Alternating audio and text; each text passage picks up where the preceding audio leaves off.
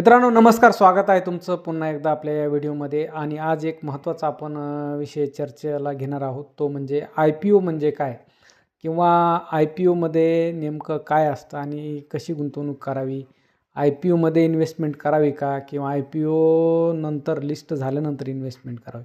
बघा, IPO म्हणजे काय, की बऱ्याचशा वेळेस कंपन्या काय करतात, की त्यांचं जे व्यवसाय आहे तो मोठा करण्यासाठी, किंवा त्याचा आणखीन एखादी एक्सपान्शन करण्यासाठी, किंवा मोठ्या पद्धतीनं त्याला व्याप्ती वाढवण्यासाठी अशा कंपन्यांना काही भांडवलाची गरज असते. आणि त्यावेळेस या कंपन्या डायरेक्टली लोकांना ओपन होतात, की तुम्ही आमच्या कंपनीत गुंतवणूक करा, आणि त्या पद्धतीनं तुम्ही गुंतवणूक केल्यानंतर तुम्हाला तेवढ्या पर्यंतचा तुमचा जो काय शेअर्स असतील ते तुम्हाला मिळतील. तर IPO नेमकं कंपनी का काढते, किंवा IPO का आणते? तर IPO आणण्याचं कारण म्हणजे महत्त्वाचे त्यात एक आहे, की कंपनीला त्यातनं काही पैसा उभा राहतो. दुसरी गोष्ट आहे, की कंपनी तो पैसा त्या कंपनीच्या वाढीसाठी वापरू शकते. त्यात आणखी एक महत्त्वाची गोष्ट आहे, की तुम्ही तो जो काही कंपनीचा मालक आहे, प्रमोटर्स आहेत, त्यांनी कंपनी वाढवलेली असती 10 वर्ष, 15 वर्ष. कंपनीचं एक चांगलं पोझिशन झाल्यानंतर त्या मालकाला असं का वाटू नये, की माझी कंपनी आता चांगली मोठी झाली, तर मी हिला काही लोकांना विकतो, म्हणजे त्याच्यातला काही भाग, आणि त्याच्यातनं मी पैसा गोळा करतो, जेणेकरून जे काय मी ऑलरेडी गुंतवणूक केलेली आहे त्याच्यामध्ये मला काही बेनिफिट मिळेल, आणि त्या शेअर्सच्या माध्यमातून तो सुद्धा त्याचा एक तिथं नफा मिळवण्याचा प्रयत्न करत असतो.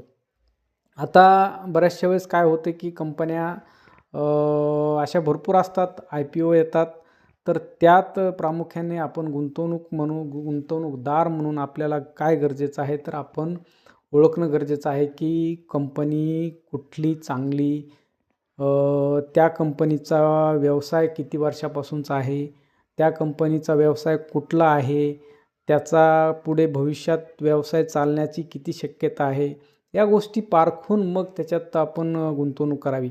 त्याही पुढं जाऊन मी सांगेल, की एखादी कंपनी जेव्हा IPO घेऊन येते तेव्हा नक्कीच तिचे चांगल्या गोष्टी गुंतवणूकदाराला दाखवत असते. परंतु काही त्या कंपनीच्या म्हणजे खराब गोष्टी असतात, तर त्यासुद्धा आपण बघणं गरजेचं असतं. आणि ज्यावेळेस ह्या गोष्टी बघू तेव्हा आपण त्या IPOला आपण लावू शकतो. तर महत्त्वाची गोष्ट आहे, की आपण जेव्हा लाँग टर्मसाठी गुंतवणूक करायला जातो तेव्हा शक्यतो IPOपासून गुंतवणूक करतो, आणि IPO लिस्ट झाल्यानंतर त्या गुंतवणुकीला काढून घेतो. तर असं न करता ज्यावेळेस आता रिटेल इन्व्हेस्टरला तर फार कमी कोटा असतो, किंवा फार कमी शेअर्स अलोकेट होतात IPOमध्ये. कारण एक लॉटची तुम्हाला लिमिट्स असते, आणि एका लॉटमध्ये फार काही एका व्यक्तीला जास्तीत जास्त काय 15-20 हजारापर्यंतच गुंतवणूक होती. आणि त्यामुळं इथं चान्सेस फार कमी असतात, की आपली मोठी गुंतवणूक त्या कंपनीत जायची.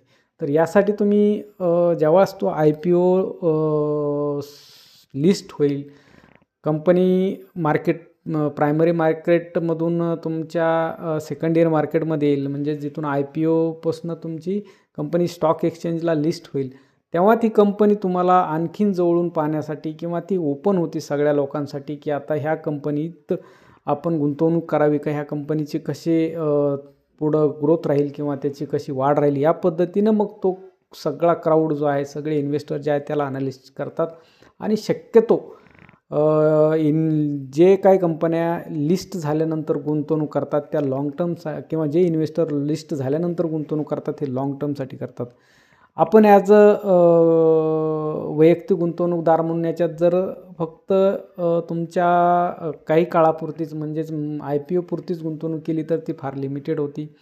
भले 10 IPOमध्ये तुम्हाला 2 IPOमध्ये चांगलं रिटर्न मिळाले, परंतु तुमची गुंतवणूक जर चांगली वाढायची असेल, पटींमध्ये वाढायची असेल, वर्षानुवर्ष वाढायची असेल, तर शक्यतो तुमची गुंतवणूक अशा चांगल्या IPOमध्ये लाँग टर्ममध्ये होल्ड केलेलं असायला पाहिजे.